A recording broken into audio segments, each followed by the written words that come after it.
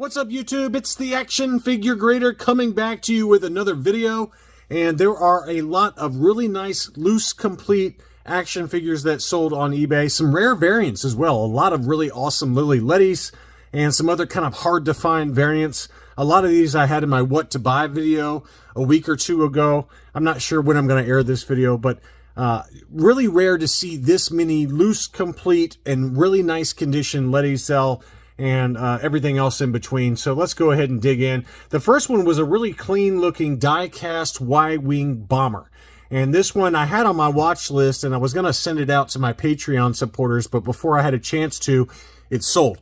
And this one did include the bomb. I've seen just that little red bomb sell for like $60 or $70. And this one wasn't perfect. It had some chipping to the front of the Y-Wing. And one thing to really keep an eye out for is right below the red guns on the top, and then right at the bottom here where the bomb goes.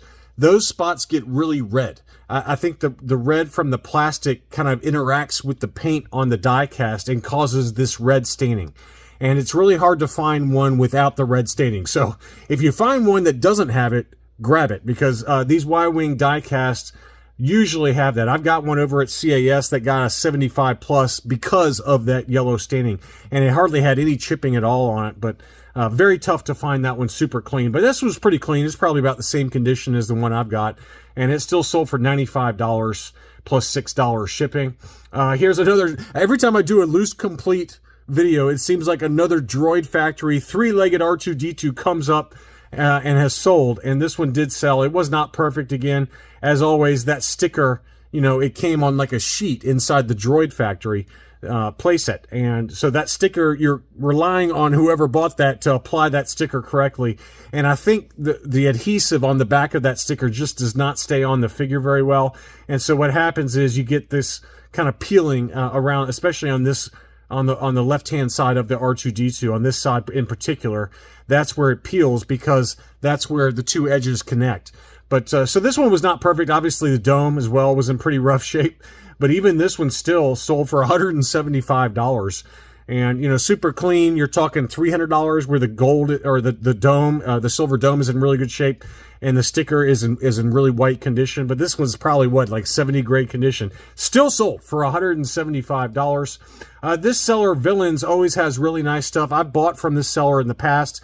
He had a Hollow Cheeks Tusken Raider for sale, and one of the horns was broken, unfortunately. And, you know, at the very top there, you can see that second horn was broken. Otherwise, pretty decent one, you know, a pretty good kind of filler if you're not into like super high grade figures. All the paint was pretty worn off on them. That one sold for $182, which seems a little expensive to me given the condition. The broken horn, all the paint chipping on the hands and on the utility belt and on the bandolier. Had a lot of, you know, paint wear, and it still sold for $182 though. I guess that might be fair, just given that super clean ones, ungraded, can sell for $350 to $400 sometimes. Although I have seen some high grade examples sell for about $400 already graded. So keep all that in mind when you're looking at some of these figures. But that one still, I mean, again, given all the condition issues with it, it still sold for $182. Next was the very tough to find large, small head Han Solo painted legs. And the painted legs is a little bit tougher to find than the molded legs version. You can see it's the painted legs because, you know, underneath the foot peg there, it's the white plastic, and there's also white paint wear on the back of the heel for that Han. But when looking at these small head Hans, definitely the painted legs is the toughest variant to find in terms of the Hong Kong variants. And that one sold for $255, so very expensive figure in general. To pick up is that painted legs version. Next up was a molded legs Han Hoth. So it's kind of the opposite of the Han First 12, where the molded legs is more common. For the Han Hoth, the painted legs is more common. So this is molded in gray, you know, or in beige plastic for the legs, and that is considered a little bit tougher to find. And this one sold for $93. A pretty good deal. I think I predicted like $80 in my What to Buy video when I showed this one. It wasn't perfect. It did have a couple of paint chips on the hands, but, you know, probably about 80 grade condition. But that's a tough variant to track down. You don't see that one for sale very much. Next up was the blue painted helmet Boba Fett. This is the Taiwan figure with the painted helmet. Usually very, very pricey. This one has come back down a little bit. This one was not perfect as well. It had some wear to the chest there. You can see the green chest paint had kind of worn off there. Otherwise, a pretty clean figure, though. Probably, I'd say a 75 grade. That one sold for $243.50. And we just documented an AFA example. I think it was an 80 plus. And I don't remember what it sold for now off the top of my head, but you know, it's definitely several multiples of what this one sold for. But anyway, for a loose Taiwan painted head Fett, $243.50. Next up, he also had a baggie. This was the Barada baggie, tape sealed. This one came inside the Jabba's Dungeon playset along with EV9D9 and a Monoman for that last 17 version. There's also kind of the more common figure version with, I can't remember who was in it now, but I think it had 8D8 and Weequay and one other figure. But the harder to find version with the last 17 figures, that's the only this is the only way to get that Barada baggie. And that one sold for $161.58. A little bit of yellowing to the baggie tape there, but it looked to be tape sealed and still sealed. He also had a Red Bar R5-D4, and you know, I was predicting kind of maybe $400 to $600 somewhere in that ballpark, roughly, and it blew past that estimate. It sold for $772 for that Red Bar R5. So that one continues to be a very expensive figure, and it was by no means perfect. The sticker was in pretty, not rough shape, but it was definitely not perfect. And you can see the back of the figure especially had quite a bit of wear to the sticker, a little bit of wear on the front of the sticker as well. But still, $772 took that one home. Rest of the figure looked to be in good shape. Here was another one that also sold. This one was a buy it now situation for a Red Bar R5-D4. A very white figure. The sticker had a little bit of yellowing, a little bit of chipping to the sticker. But that one sold for $650 in a buy it now situation, free shipping. So $650 to $772 gives you a pretty decent price range in terms of looking for a Red Bar R5-D4 that's not graded. Let's dig in to these awesome Lili Ledys that sold at auction from the same seller down in Mexico. It's a seller I bought from in the past. Pretty clean looking, mint condition, Weequay Lili Ledy with the correct vibroblade saber. That one sold for $51 in an auction. That was a good deal. The Lili Ledy Bib Fortuna with the staff, dark staff, that one sold for $118.50. It's got a very greenish color to the robe on that one. There's also one that has like a squid head collar stitched in. That's another one that's a pretty desirable variant. And then obviously the red burgundy cape version of the Lili Ledy Bib Fortuna is another one that's very tough to track down and very pricey. But this was just the more common one with kind of the greenish tint to the robe. But $118.50 on that one. I thought that was a good deal. Next up, another good deal. This was a mint condition Lili Ledy Obi-Wan Kenobi. And you can see he's got kind of the gray hair there, along with a thick tip saber, which is common for the Lili Ledy. It's a very thick tip to it. It's very similar to the PBP figure. So look how thick that saber is. There's almost always stress marks on the Lili Ledy Obi-Wan saber, not only on the tip, but also on the actual hilt of the saber. He also is kind of known to have these really wide heels, really thick heels on the figure. This one doesn't have nearly the pronounced kind of darker mascara eyes that some of the Lili Ledy Obi-Wans do. This one is a little bit more muted in terms of the paint scheme, but there's like 3 or 4 different kind of face variations for the Obi-Wan Kenobi. There's like different sizes to the heads as well, but this was probably the more common version. It only sold for $118.19. Next up was the Lili Ledy Zuckuss. That was in pretty mint condition. That one sold for $177.50, and that was every bit of mint. I mean, that was a very, very clean looking figure with no scratches to the eyes, which is most commonly where you see wear to the Lili Ledy Zuckuss. Next up was a very clean Han Solo trench coat. It was dead mint, and it looked every bit of that. I mean, look how clean this one was. It included that wide-handled black Bespin blaster, and then the coat itself often can get frayed around the collar with like little strings kind of hanging off of it, but this one was in very clean condition. The other thing to look out for on the Han trench coat obviously is the hair, and the hair was in beautiful condition.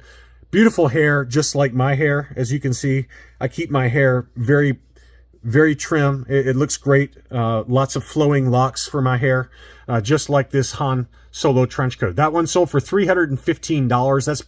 honestly a pretty fair deal in very high grade, already graded condition. I've seen them sell as high as $600-700. So I think for that, that's a really good deal for one that was every bit of an 85, if not higher, in terms of the grade. Next up was the Leia Combat Poncho. That's another tough one to track down, and the price reflects that. That comes with like a gray blaster with the silencer on the end. $325 took that one home on 75 bids in an auction. Very pricey, but not as pricey as these two. The first one we've got is the Returno variant for Yoda. There's obviously the later Regresso variant that has a kind of a brighter green skin. It's very tacky paint that can almost come off on your hands. But this one has kind of an olive tint to the paint scheme. And this one was pretty mint as well. Very minty. And it has orange eyes with the correct accessories, the brown snake there. So a beautiful figure and a very tough variant to track down. The Lili Ledy Returno variant for the Yoda. And that one sold for $575 on 17 bids. Worth every penny. I mean, in high grade, they can go for quite a bit more money than that. So to get that for $575 in an auction, that's a pretty much a bare bones price given the condition. This one had almost no wear to it. It had one little spot, very small spot of wear on his foot right there, but the hands were in great shape. Everything else about it was in pretty pristine condition. I bet this would grade an 85 all day long with CAS, or maybe an 80 plus with AFA. So great deal on that one. And then finally, from this batch of Lili Ledy's is the removable hood Lili Ledy Jawa, another tough variant to track down. It comes with kind of that TIE Fighter knee and numb blaster with the L on the L stamp on the side of the blaster there. You can see already in this photo as well. There's probably even a close-up of it. Let's see. Here's one side of the blaster. Here's the other side. There usually is a little L stamp on it somewhere. I don't see it just on the close-ups, but anyway, it's just one of those really tough variants, very, very desirable. I thought this was right here, the L on it, but that's just the square on it. But there typically is an L shape or an L stamp on that blaster. But anyway, this Returno, or excuse me, Lili Ledy removable hood Jawa is a very, very tricky variant, and it was very mint condition. No wear to the paint on the hands. The black hands can oftentimes get wear from where the weapon was inserted inside the Jawa's hand. $1,025 for that. And I think that's worth every penny. 87 bids as well. So this one had a lot of action on it.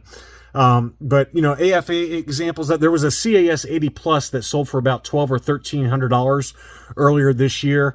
And I've seen AFA 85s go for $1,500 to $1,800. So to get this one ungraded for $1,025, I thought that was absolutely worth every penny. So hopefully one of you watchers was able to pick that one up.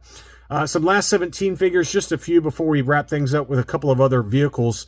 The first one is a Mothma. This one looked to be in pretty fantastic condition. That one sold down in Australia for 355 Australian dollars, which is 230 US dollars. That was a good deal relative to what they usually sell for over here in the US. Usually in the US, you might get one for 255, but more typically it's 300 to 330, somewhere in that ballpark. So 230, I think, was a great deal on that. Next up was a yak face, but I caution you on bidding on some of these, okay? Because this one had pretty clean looking feet and pretty clean looking hands. But one thing that people don't look at really closely is the yellowing on the tunic. And that's something I've talked about in some of these loose complete videos, is that you really got to look at that tunic because it does degrade and yellow over time. This one has turned a very dark yellow color relative to one that's like an AFA 85. So I don't think that people really noticed that when they were bidding on this, because it sold for $560 on 17 bids. To me, that's too much to pay for this condition. I think maybe 400 max. Even that's probably pushing it, just given the yellowing. This is at best probably like a 75 grade. Now, if you're buying this just for your shelf and you want to complete it, and you know, sometimes it gets the best of us. When you get into an auction, it's like win at all costs. And I've been there, believe me. I did it last night on an item I bought for my brother. I bought a Vengeance of Bane CGC 9.8, you know, the first appearance of Bane from the Batman universe. I bought that one for my brother last night in an auction, and I probably bid more than I wanted to, but I wanted to win it. And it was just, it kind of got the best of me. I probably ended up spending about 10% more than I should have, but it was a really clean copy. It had no scuffs on it. and it's a Christmas gift for my brother. So I was willing to spend a little bit more, and maybe that was the case for these bidders, is that they were willing to spend just a little bit more to kind of knock it out and check it off the list. So I get it, but again, just keep in mind if you're bidding on some of these and you want absolutely dead mint figures, to look out for the yellowing, especially on that yak face. Next up, there was a bootleg that did sell. This seller always has awesome Polish bootlegs. This is a static, non-articulated 1980s Han Solo, and this one was in blue with a purple jacket. So he's got his disco colors on. Han Solo is going out on the town. The Bee Gees are playing in the background. There is a disco ball, and he's getting ready to go hit on some woman smoking a Virginia Slims cigarette. I mean, that's what he looks like to me. He looks like straight out of the 70s. He looks like John Travolta in Staying Alive. But I love the color scheme on it. It obviously did have some wear to the figure, which is common for these Polish bootlegs. They're kind of in rough condition for some of these 1980s versions. But that one did sell for $170 in an auction. That was a really cool color combo, and I wish I could have gotten it, but just wasn't meant to be for me. But pretty awesome looking bootleg. And I got two vehicles to wrap things out. We had the B-Wing fighter. This one was not unused contents, although it did include the insert for the box. The box was in kind of rough condition. It did include the instruction sheet and used stickers on the vehicle. That one sold for $157.50. I think that's a pretty good deal for a loose, complete example that you could stick on a shelf or hang from your wall like I do. And then finally, we've got the A-Wing fighter. This one is the opposite of that. This one was unused contents. It included the insert, unused sticker sheet. All of the other contents were unused, and the box was chef's kiss primo. Really nice condition. So this would be an example of something that you could send in to AFA or to CAS for qualified grading. And they would grade it qualified, saying, unused contents, but the box has been opened, and it sold for $11.29. So, that just shows you how expensive these are. I think Chris sold on Rogue 5 Toys a CAS qualified 75 in that ballpark, 11, 12, 1,300 bucks, somewhere in there. So this was kind of in line with that number, just given that it was not graded yet, but still unused contents in pretty pristine condition, just given the condition of that box. So anyway, just some loose, complete ideas that sold. Gives you kind of a rough price range for those of you out there looking. Thanks as always for watching, and I'll be back soon.